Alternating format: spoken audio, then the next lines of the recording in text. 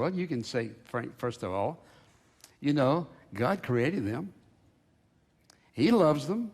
And I could talk you out of being bad toward them right now. In other words, if you just think about people the way you choose to think. And we're the products of our choices and how we handle these things in our life. Now, one of the ways you overcome whatever that sin is in your life or whatever's going on, one of the ways you overcome this thinking is by asking yourself some very impacting questions. Not just questions, but questions that'll make a difference in your life. And I would just encourage you to write these down. You ask yourself these questions about whatever you're thinking, and the first question you ask is this: where will these thoughts lead me? Where will these thoughts lead me? If I keep thinking the same thing, well, it's going to lead you somewhere. Very important question. If I keep thinking this, where's it going to lead me? Another question is, will these thoughts get me where I want to go? Then you have to decide, where do I want to go? Where do I want to go in life?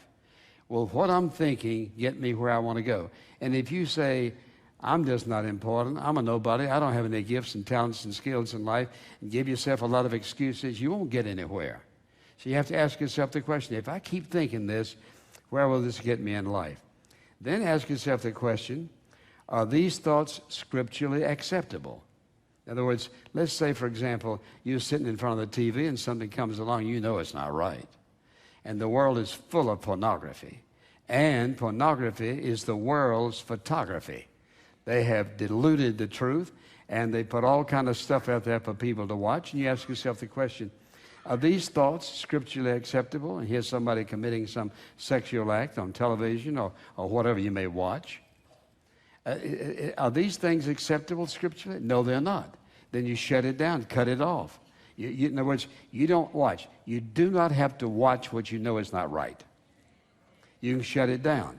Somebody says, but I'm so weak. You're weak because you're talking about being weak.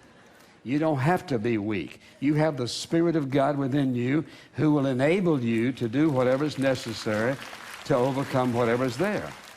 So what you do, what we're doing is giving these questions and saying, let's look at reality.